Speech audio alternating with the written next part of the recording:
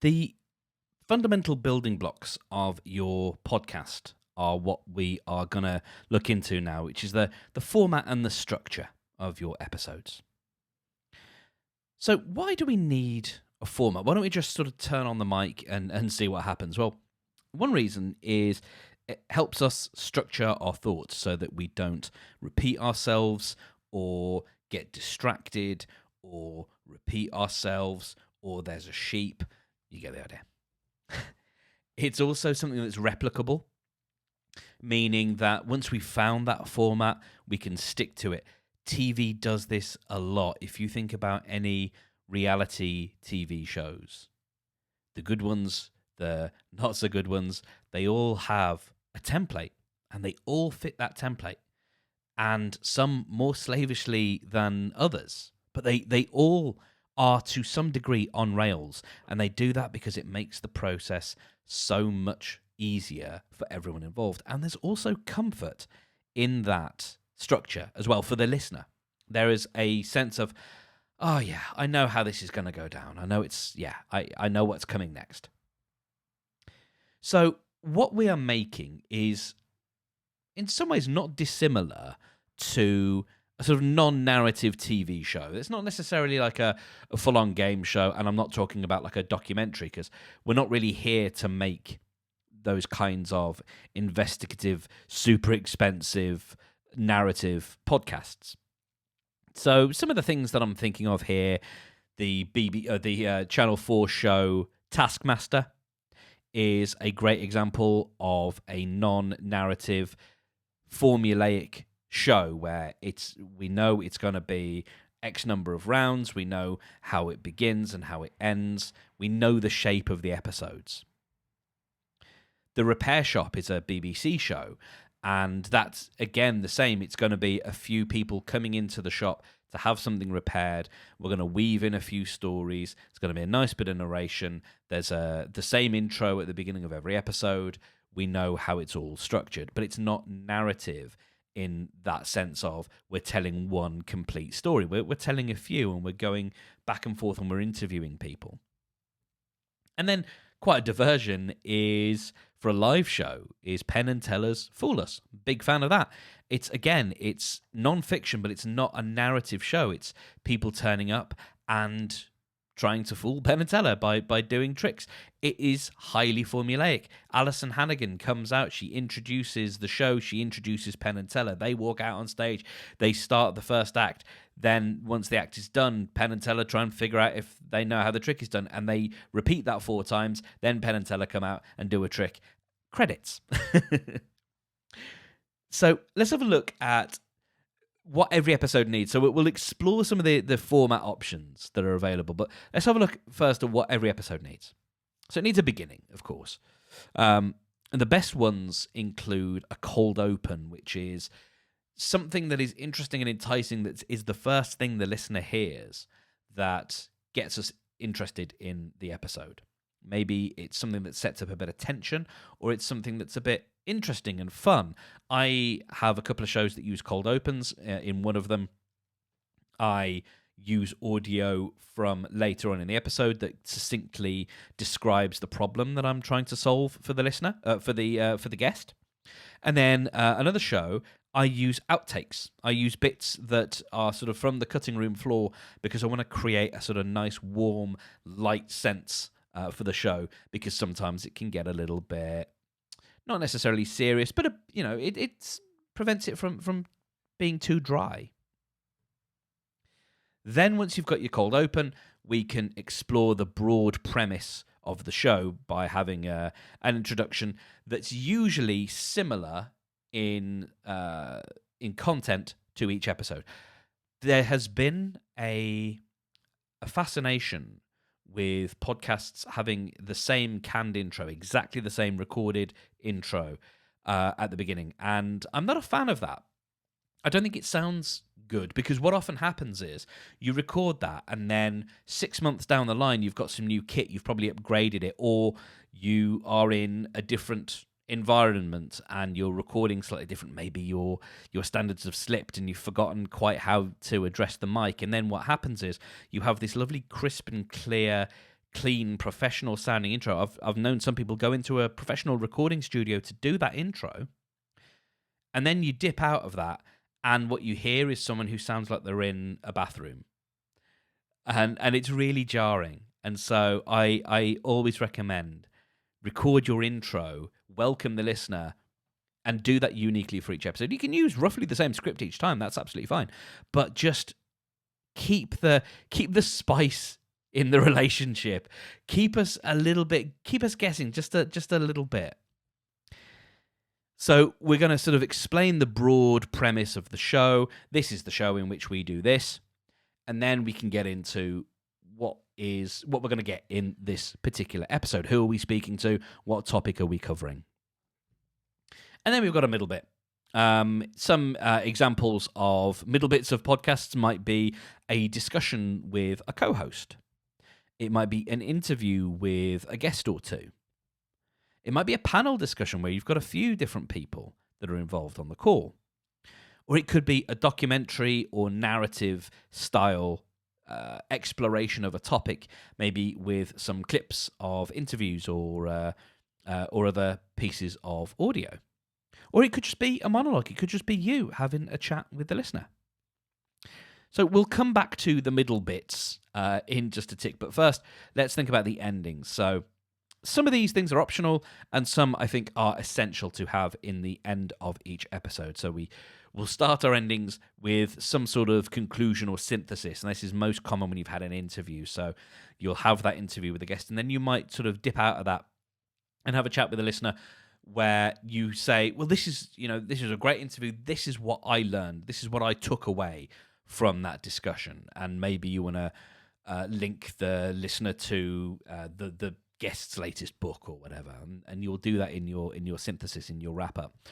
That linking to a book or whatever is a call to action. And you might have calls to action that you want the listener to do on your behalf. I think you only want a couple, really. You don't want to sort of ask the listener to do too many things, because you're then more likely to end up with them doing nothing. But you might say, sign up to our newsletter, or recommend, one of the best things to do right from the beginning is to say, if this has got you thinking, then share it with someone who needs to hear it. It's a great call to action in those early stages.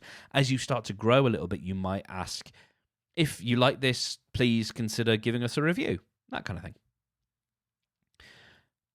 You also want to give the listener a sense of why they should come back. If you know what your next episode is going to be, trail it there. Say, next week, we're going to be speaking to such and such a person. It's always good to, if you can plan ahead, to be able to do that.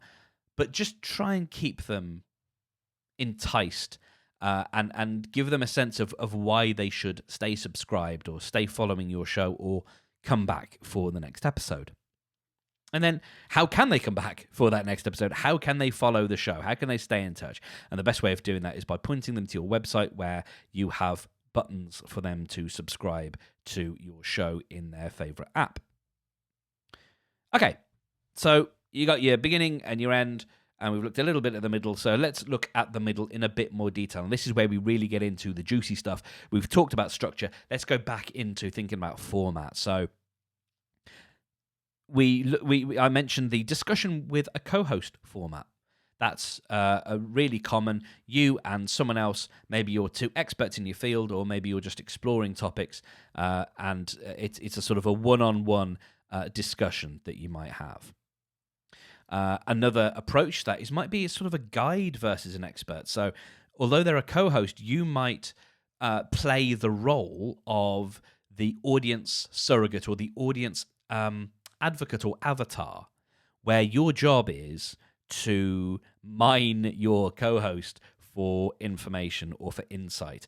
And it's probably stuff you already know. That's okay. This is where you get licensed to ask the stupid questions, to ask the questions of course you know the answer to, but your listeners don't.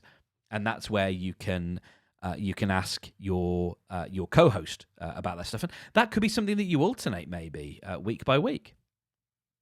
Here's some great examples of this are Back to Work. This is Dan Benjamin every week chatting to Merlin Mann. Right from the beginning, it started off with Merlin Mann as a productivity expert, the author of Inbox Zero and lots of other frightfully good ideas about how we can work smarter.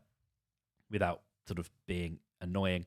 And Dan Benjamin would sit with him every week and talk about those kinds of things. How do we work?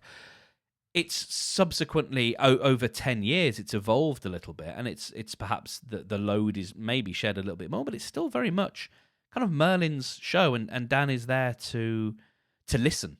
That's Dan's job. He knows a lot of stuff. He's a very smart man, but his job there is to listen and maybe ask some of the basic questions.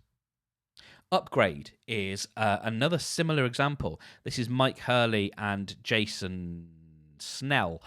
Mike Hurley is a smart man who is into tech and into Apple specifically, but his guest or his co-host knows a lot more and has been around the space a lot more.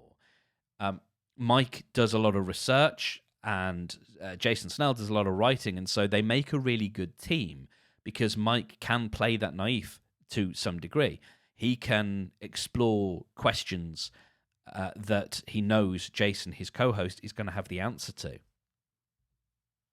And then You're Wrong About, which is two people talking about books or other sort of important topics of the day that may be controversial, or there may be opinions about that need addressing. And this is much less about there being a sort of imbalance, if you like, and it's two people. Maybe it's one person who's read the book and the other one who hasn't, or one person's bringing that subject to the call, if you like, and but they're both exploring it. Maintenance phase is another sort of similar approach in that regard. You might have one person who's sort of driving this episode, but they're both equally knowledgeable about topics. Then you've got the more traditional interview style podcast. I've called it a synchronous interview here to offset it against something else that we'll talk about in a bit, which is a bit of a different take on interviews. But this is the standard podcast that you're probably here to make, which is something that's usually recorded remotely. You find a guest, you line up a bunch of guests, and you sit with a guest each week, and you have a discussion on a given topic.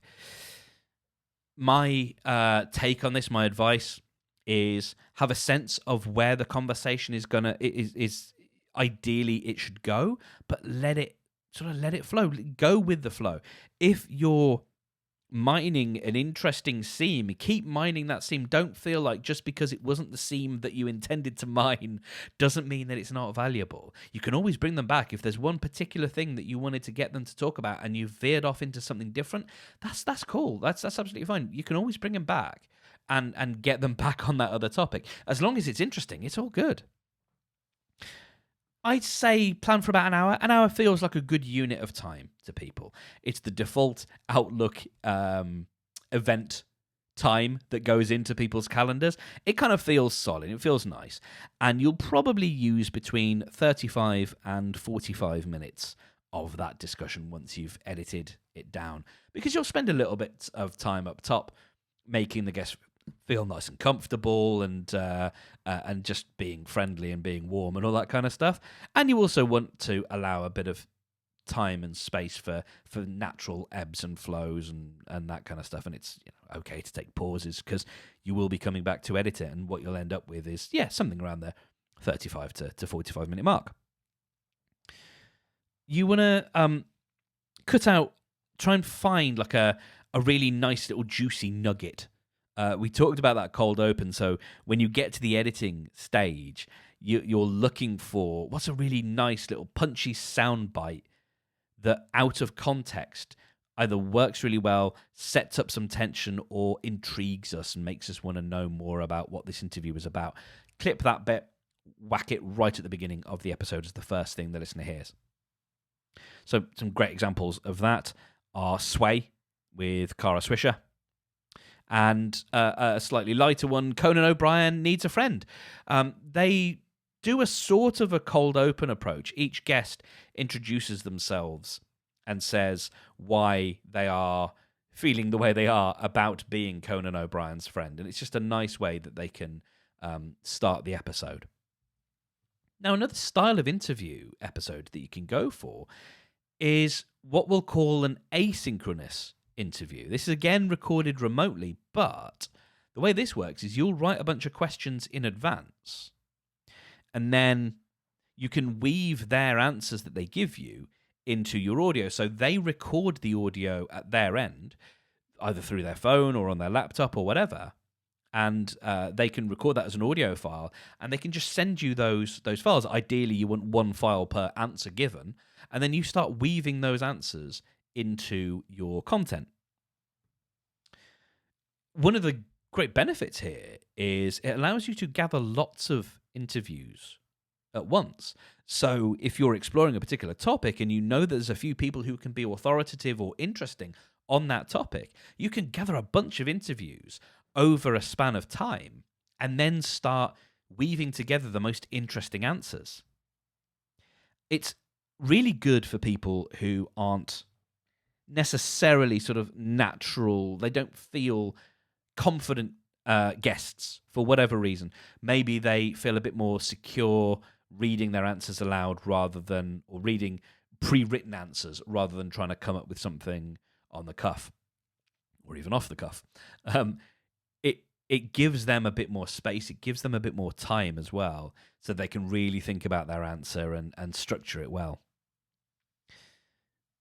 So as I say, it can be one of the things that's worth bearing in mind with the time aspect is, it can take a bit of time to gather this audio, so it's worth bearing that in mind, that you might need to take longer to put an episode together than you might think. So build that waiting time into your schedule. It's somewhat unpredictable, but just be aware of the extra time that it might involve. But the great thing about this is, because it's asynchronous, you could be working on multiple episodes at a time and gathering lots of different pieces of audio. As long as you're keeping track of them somewhere, then you can actually weave multiple episodes together. There is even an approach that I've worked on before where you gather all of the questions for all of your episodes. You have I worked on a podcast that had 12 episodes, and there were sort of 12 main questions that they asked each guest. And what they did with each episode then is they just tackled one question in each episode and took the best bits of the answers from the best guests. So you could ask a bunch of people to answer a bunch of questions, and then you've got quite a few episodes that you can make out of those. Another style is a panel discussion. So this would be perhaps a group of experts discussing a particular topic. It could be different panelists per episode, so it might depend on the topic that you're discussing. You might have a couple of regulars, maybe yourself, and then you'll bring on a couple of regulars and maybe a couple of guests, but you're all sort of discussing and chewing over a particular topic.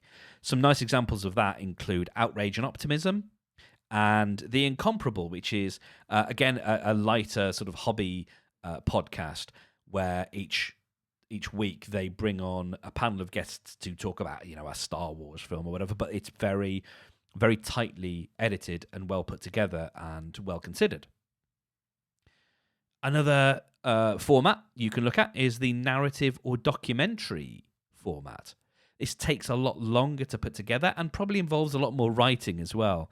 That's a script that you've got to really tightly put together and probably does need a lot of tight editing. There's music and things like that that are being woven throughout the audio as well. You might have interview clips or bits of other sound that you'll integrate in. So you need to sort of think quite carefully about how those episodes are going to work. Now, I worked on a show that is normally a straight-up interview show, and we had one episode that we thought it would be useful to be able to do something slightly different here because the questions didn't naturally flow together, so we wanted to sort of piece it together in a different way, and so we created something that felt much more narrative in its style. So instead of the guest asking a question in the episode and the guests answering it sort of in a linear fashion, we we compiled all of the answers to the questions ahead of time, and then wrote the script around the answers. So that meant that we didn't have to set up the question in quite the same way. We allowed the clips to help us sort of address the topics that we wanted to address without having to actually ask a specific question. It's a really nice way of doing things, but it does take a little bit of extra time. Some nice examples of this are the Panic podcast. Panic is a company that make software. They've made a few games, but they also make applications for the Mac. And recently, they've made a handheld gaming device called the Playdate. And they've got a couple of podcasts. They've got a podcast specific to the Playdate, but they've also got this show called the Panic podcast. And what that is a more narrative style about the history of the company and some of the weird little projects that they've got involved in. If you represent an organization that's got a history, this is a wonderful thing that you can do because it gives you license. If you've got interesting stories to tell that aren't about the company but are about the stories themselves, about the interesting things that happened or the interesting people that you met along the way or the changes that occurred or that you were an agent of, then telling stories in that way, sitting down with a few of the people who were involved, asking them lots of questions, and then weaving in a story around it, writing a script around it, and then slotting in those choice bits of audio, it sounds wonderful. And then The Illusionist is another example. This is Helen Zaltzman interviewing people about words and language, and so she'll sit down with that guest for a while, and then rather than just running the interview, she will weave in a script around it. And she might include other pieces of audio as well, maybe other interviews, maybe there's something else there, or sometimes or often in fact, there's sort of custom music that goes along as well, because her husband happens to be a musician, and so he scores the podcast. And then another format is a monologue, or otherwise known as a one mic show. So this is something that can be scripted, like the narrative format, or it can be off the cuff. And if you're going to go off the cuff, then I recommend what I'm doing here, using bullet points, because it just helps keep you on topic. You could start from a blog post. So it could be something you've already written, be it in blog format or perhaps a newsletter, something like that you've written, that you then either just deliver as is or use as a basis for your recorded content. You could record something like a diary or a journal where you're chronologing, that word, chronicling your activities or things you've discovered, things that are interesting about a particular journey that you're taking as an entrepreneur, or maybe a campaign that you're running that you want to be able to diarize to some degree. Now, you can mix and match these formats. There's one show that's a one-on-one sort of two co-hosts talking about a topic they know well, but they, for one of their episodes, they dipped out of that format and went into this monologue, into this diary format where it was about app development. And so one of the hosts just chronicled the launch of his latest app and just recorded bits at certain times of the day. It says, okay, now it's 10 a.m. and I've just hit the button to go live in the store. Now it's 1 p.m. and I've got X number of, I found this bug. Some people have already tweeted at me or emailed me to let me know this problem. Now it's 6 p.m. and I'm shattered because I've been working on this all day. I've already uploaded 2 point releases of the application, and now I'm going to go to bed.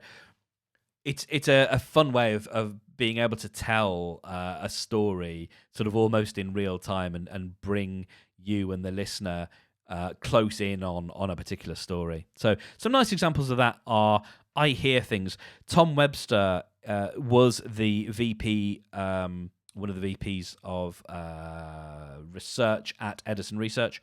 He was in charge of audio and radio and podcast surveys and gathering information about listening habits. And he has his own newsletter and podcast.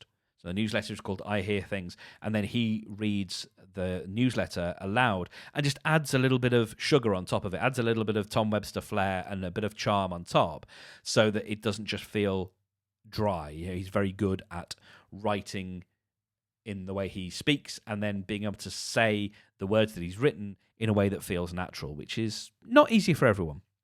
Another example, very, very different, that actually feels a lot more narrative because it includes music and sound effects, is a show called World's Greatest Con. This is in seasons. The first season is the one that I would recommend checking out if you want to hear an interesting take on this. It's written by two people and delivered by one of them.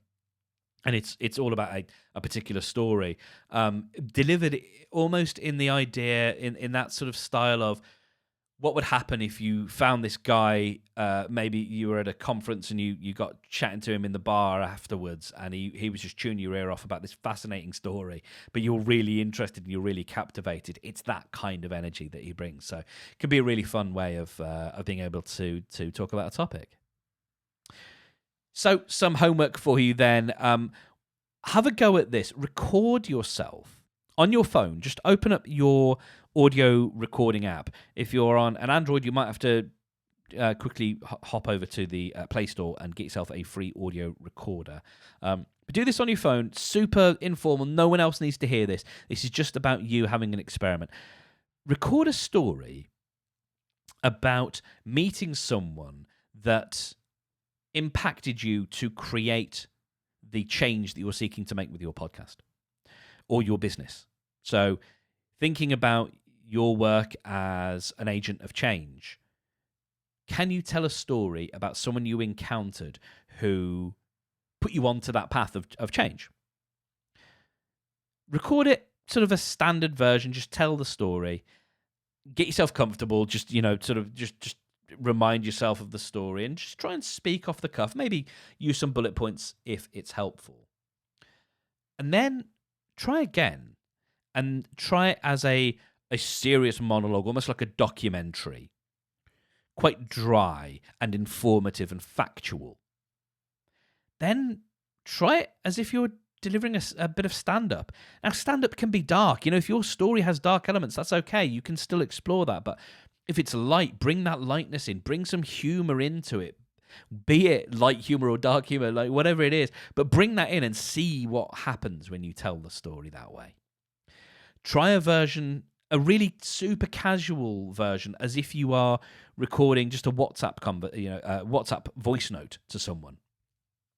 Or just any kind of long voicemail where you're just leaving a note to a friend. Try and see how it sounds that way. Now listen back and have a think and see what format that feels like it might fit for you.